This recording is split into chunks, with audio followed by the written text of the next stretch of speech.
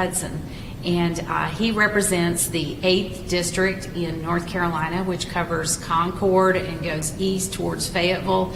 And Richard's been in Congress for about 6 years, I believe now, and so it's good to have you with us tonight, Richard. Well, it's great to join you, and thank you for all the great work you do in your organization, standing up for our freedoms and for faith and families. Thank you. Now, you and I met a number of years ago. I still remember it. It was a prayer conference called Charlotte 714, and I think you hunted me down just to introduce yourself. It was when you were running the first time for Congress. That's right. My good friends, the Benham brothers, put that on, and it was just a great chance for us to ask for God's forgiveness and blessing on our country right before that important 2012 election. Yeah, it was a great prayer conference, and I think the Democrat National Convention was in Charlotte that year, right? It was. So there was a need to pray. There was, indeed. Over the city. Well, that's been fun, and it's been great to get to know you through the years and just to watch you as your career has taken off in Congress. And so I wanted to start out by asking you, what made you decide to run the first time you ran? Well, I'd sworn I would never run, and I worked for Robin Hayes as his district director. I'd worked for a number of folks in politics, and really believed that politics was a noble profession, that you can do good things for your community, and really that you had an obligation to give back to your community.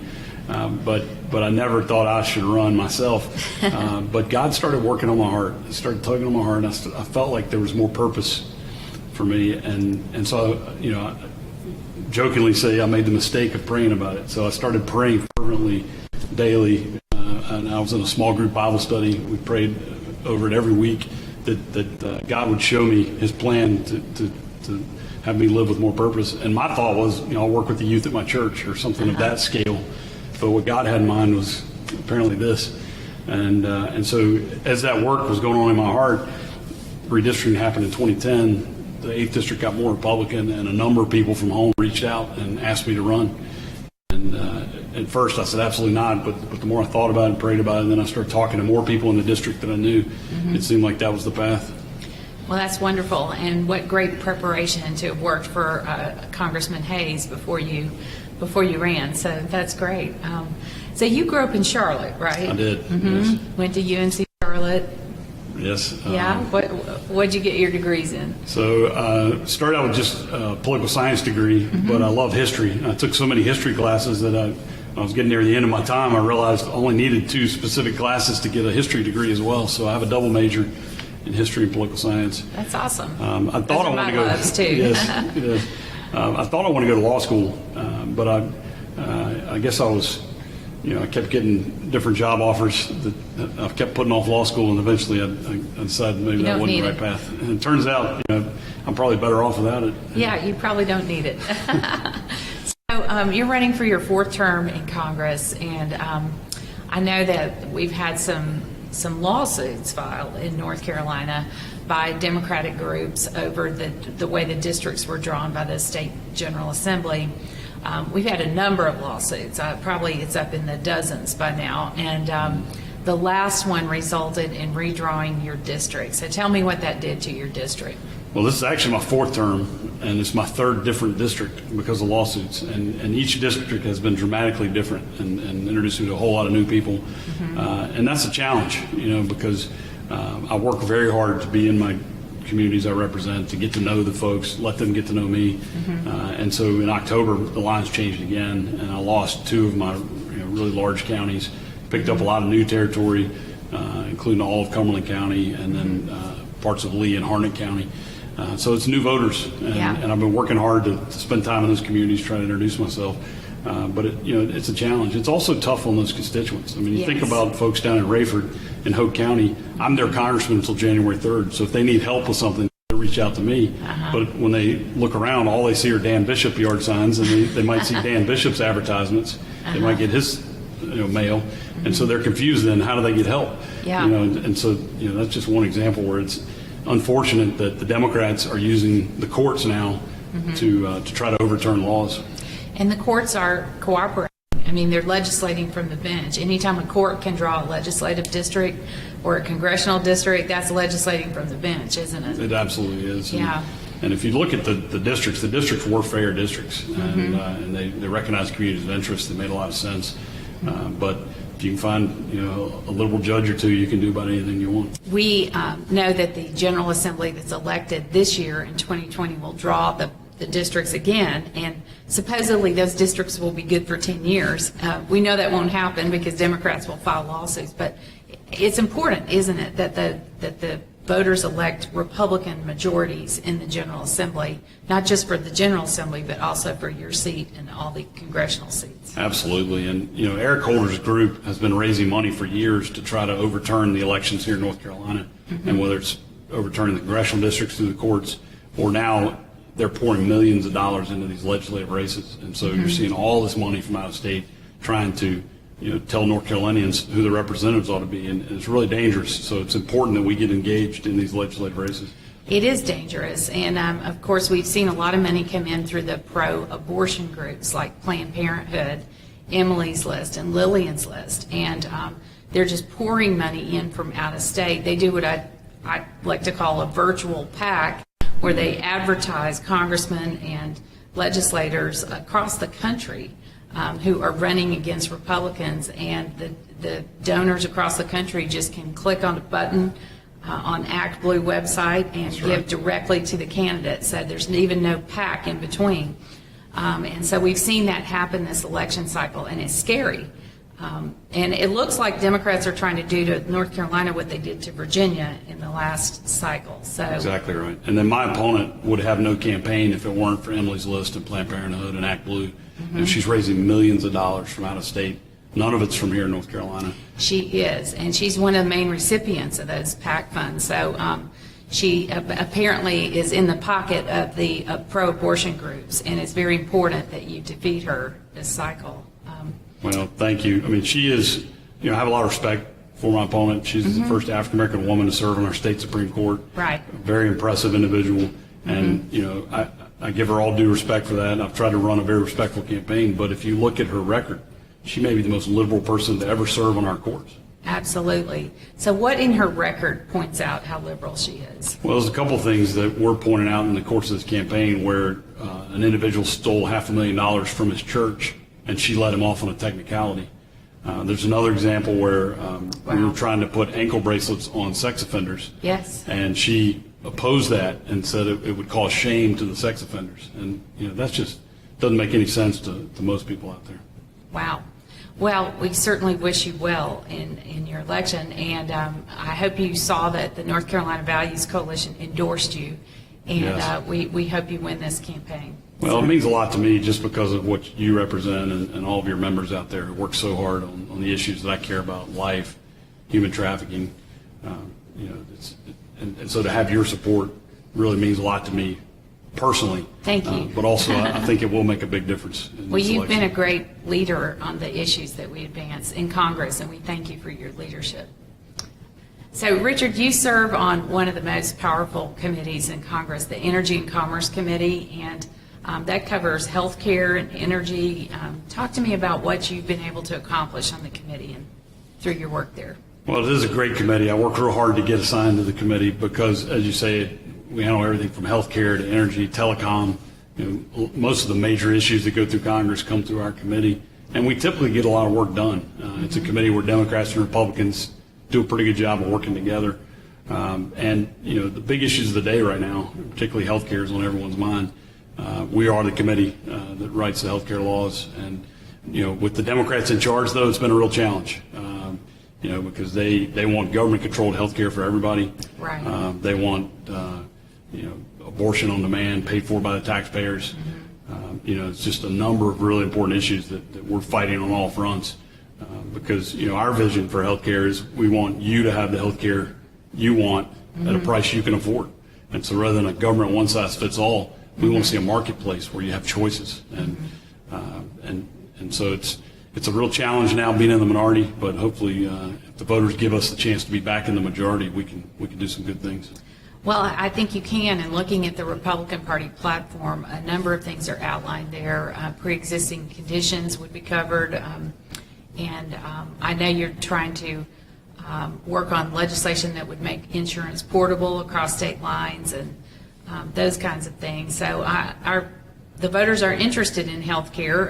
Obamacare ruined health care, raised the price so that no one can afford it if you have to buy an insurance policy. And so I hope that you regain the majority so that you can work on the Republican plan on health care. What are some other planks in the platform on health care?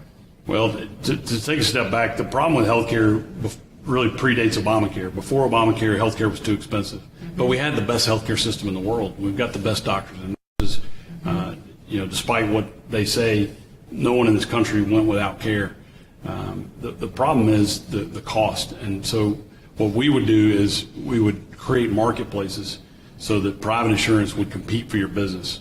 And then we would also make sure that we're taking care of those who are left behind, those who are the least fortunate among us who really need the care. And if you look at the issue of cost, something like 20% of patients take up the majority of the cost. And those are folks who have comorbidities, folks on the lower socioeconomic spectrum. And we need to do a better job of taking care of those folks. A lot of those folks fall into Medicaid. To me, Medicaid is literally the least we could do for them. It's a one-size-fits-all, just barely their health care plan, in my opinion. And there's a lot of states out there who've been experimenting with better ways to take care of that Medicaid population. We think states ought to have the flexibility to do that. And so we would give a lot more flexibility to states. And I'd even be willing to give more money to states to take care of those populations, because it will improve their lives, but it'll also drive down costs for everybody else. And what's left then is a marketplace where the healthier folks are. And if we can take away the government restrictions that prevent private insurance companies from competing for this business, then I believe we can create a robust marketplace. And what you'll see then is, just like any other marketplace, you can have your options. And so you may want the full Cadillac plan that covers you and your family and every possible exception, and that'll have a price tag. But you also, one of the problems with Obamacare is everyone has to have all kinds of different coverage. So my grandfather, before he passed away, was 98 years old, single man. He didn't need maternity coverage, but he was mandated to carry maternity coverage by Obama. So our Republican vision is to create these marketplaces to protect those who are the most vulnerable, and have them have a separate plan that's better than just Medicaid to take care of those folks, and then preserve the great healthcare system we have. That's great. To some extent, you see that going on in the healthcare sharing marketplace, which I am a healthcare sharing subscriber, and it costs half what insurance would cost me. So, yeah. But Obamacare wants to ban that. That wouldn't count towards your individual mandate penalty. You would have been penalized and had to pay a tax for choosing that type of health care. Right. Well, thank you for your work on the Energy and Commerce Committee. Now, you want to talk about energy? Sure. I filled up my tank with gas yesterday, and it was $1.82 a gallon. It looks like you're doing a great job there. Well, through technology and innovation, we are now the leading producer of energy in the world. The United States, when it comes to natural gas and oil, we're doing incredible things. And I think as Republicans, we've not done a good job in this debate on climate and on energy. The Democrats talk about climate change, say it's the greatest threat facing us. I disagree it's the greatest threat facing us, but look, I'm willing to accept science. So let's have that debate. How do we protect the environment? How do we reduce emissions? The Democrats' idea is to completely shut down the economy. I saw an op-ed early on in the COVID shutdown where a liberal had said, this is terrible what's going on, but at least we've now reduced emissions to the level that we want to see in the Green New Deal. So if you want to know what the Green New Deal economy looks like, we just saw it in April here in this country. Amazing. But our idea is, shocking. Instead of shutting down the economy, let's use innovation and technology. Let's do things like producing clean coal technology so that we can continue to use our resources, continue to have jobs here in America, but clean the environment. Yeah. That's a scary op-ed that you saw. Well, let's switch gears here and talk about religious freedom a little bit.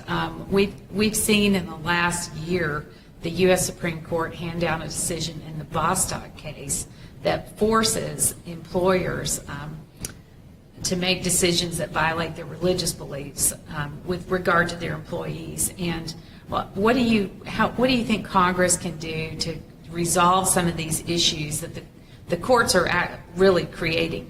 Well, I was really disappointed in that decision, and the ambiguity that it creates, and the problems it creates for people of all faiths. And so I think, under a Pelosi Congress, there's nothing we can do. But if we can get the majority back, I think Congress ought to legislatively fix that and reinforce the rights that are protected by our Constitution. Yeah, for the religious court freedom. basically redefined the word sex in Title VII to mean gender identity. Yeah. And it's the worst example you can see of legislating from the bench, and yet Justice Gorsuch called it textualism.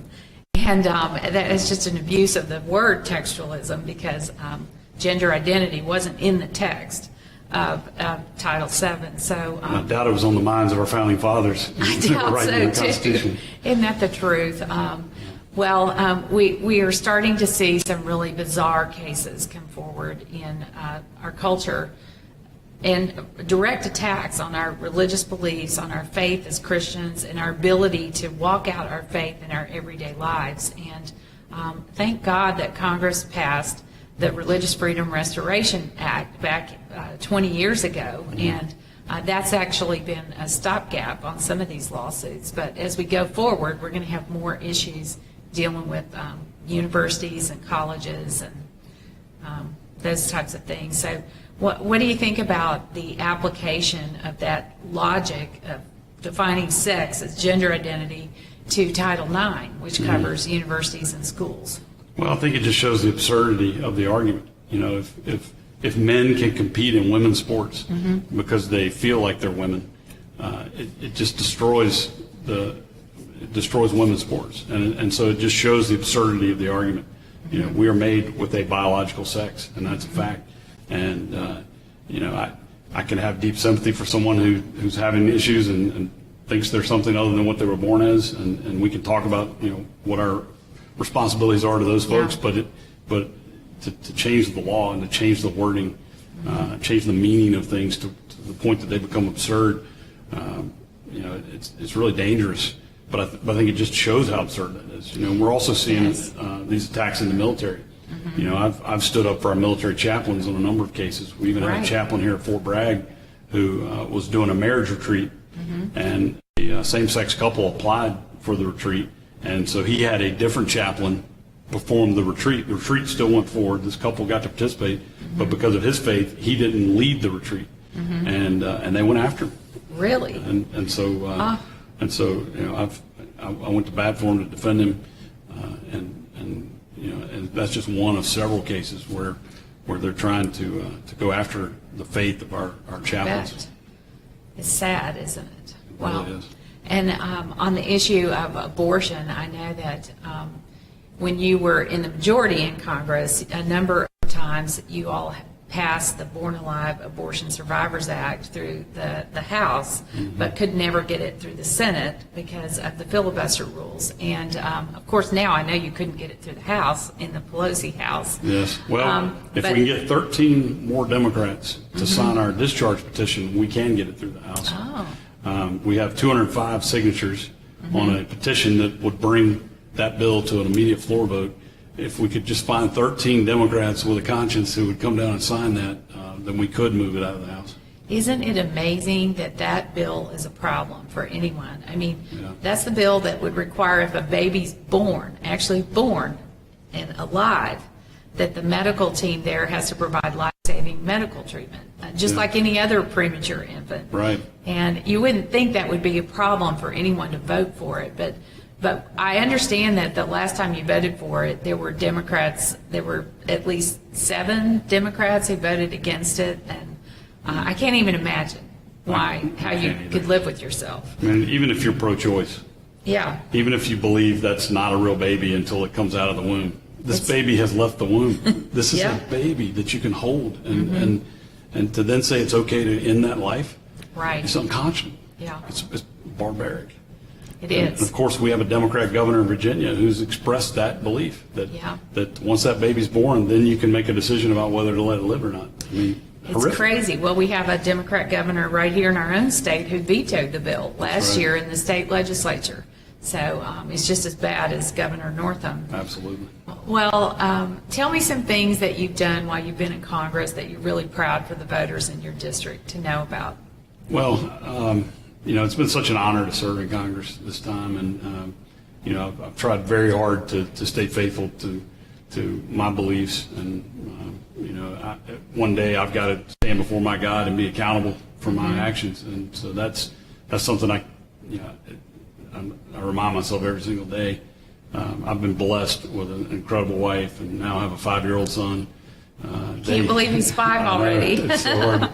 Everyone warns you it'll go quickly, but it does. You can't be prepared for how quickly. But my family really grounds me, and I've got a great group of Christian brothers and sisters in Congress who we get together every week when we're in session that really help me stay grounded. That's wonderful.